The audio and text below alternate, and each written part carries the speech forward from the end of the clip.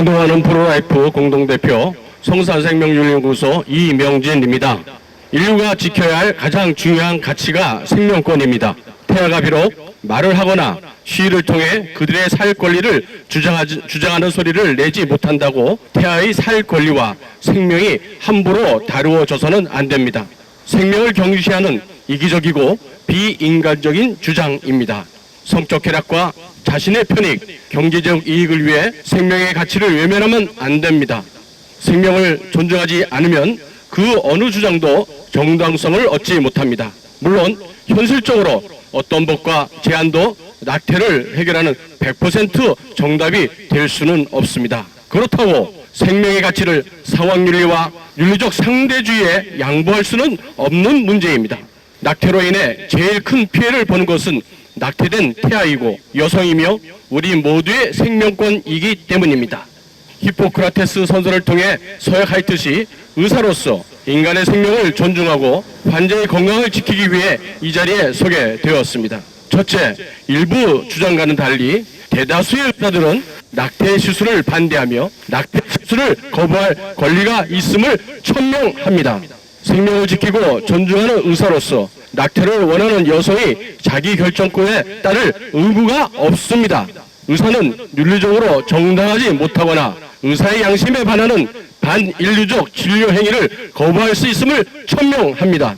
낙태를 자신의 운명 결정권이라는 주장은 자기 자신만을 돌봐주고 자신만의 삶이 중요하다고 주장하는 이기적이고 자기중심적인 주장이기에 의사는 낙태 수술을 거부할 권리가 있습니다.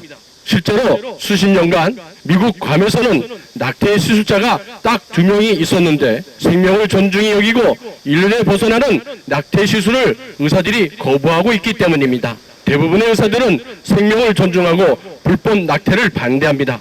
의사를 포함한 모든 보건 의료인들은 전문가적 양심과 종교적 신념에 반하는 낙태와 의료행위를 강요받아서는 안 됩니다. 이러한 요구는 전문가적 양심과 종교적 신념을 무시하는 폭력일 뿐입니다. 둘째, 태아는 보호받아야 할 가장 연약한 존재입니다. 태아는 자신을 보호할 수 있는 능력이 없는 가장 연약한 존재이지만 보호받아야만 할 가치가 있는 존재이기 때문입니다. 그 어떤 이유로도 태아의 생명이 위협받거나 살해되어서는 안 됩니다. 의학상 임신 초기에 낙태를 못하는 것이 임신부의 건강을 위협한다는 주장은 정당하지 못합니다. 모든 의료시술은 위험성과 후유증을 남길 수 있습니다. 낙태시술 역시 임신 초기이건 어느 시기이건 많은 합병증과 후유증을 남깁니다. 낙태가 가져올 수 있는 후유증과 위험성에 대해 충분히 알려주어야 합니다. 하지만 이런 부분을 가려둔 채 임신 초기 낙태가 임산부에게 부담이 적다는 주장은 낙태의 조건으로 합당하지 않습니다. 게다가 죽음이라는 심각한 결과를 초래하는 태아의 건강권과 생명권은 아예 염두에 두지 않고 있다는 것입니다. 임신 초기에 낙태를 허용하라고 주장하는 것은 것 역시 논리적으로 맞지 않습니다. 낙태가 허용되지도 않은 상태에서 임신 초기가 더 위험하니 해도 된다는 주장은 이해하기 어렵습니다. 마치 맞지 않아도 되는 매를 덜 아프니까 맞으라는 주장과 다를 바 없습니다. 억지로 낙태를 합리화하려는 비논리적이고 비의학적인 주장에 불과합니다. 셋째, 음성적인 낙태 시술로 여성들이 위험한 수술에 노출되어 있다는 주장은 현실에 맞지 않는 주장입니다.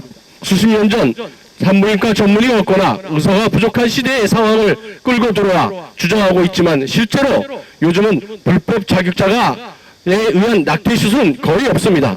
낙태 수술은 모두 산부인과 전문의에 의해서 이루어지고 있는 상황입니다. 이런 주장은 낙태를 정당화하는 현실에 맞지 않는 공색한 주장일 뿐입니다. 오히려 낙태를 함으로써 여성에게 발생하는 위험성과 합병증이 더 높습니다. 넷째, 사회경제적 사유로 인한 낙태는 받아들일 수 없습니다. 사회경제적 사유는 무한대의 낙태를 허용하자는 것과 같습니다. 이러한 주장은 자신들의 육체적 욕망만 추구하고 자신의 감정만 보장받는 것이 인권이라고 주장하는 이기적인 사고와 저급한 거짓 인권 사상입니다.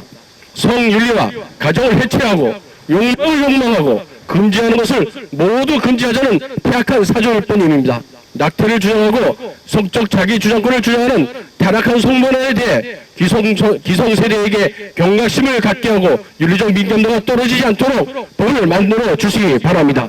다섯째, 헌법이 수호되고 정당한 법치가 이루어져야 태아의 생명이 국민의 생명이 보호받습니다. 국민의 생명권과 생존은 무책임하게 방기되고 있는 대한민국 국회는 국민의 생명을 보호할 수 있는 법을 조속히 만들어 주시기 바랍니다.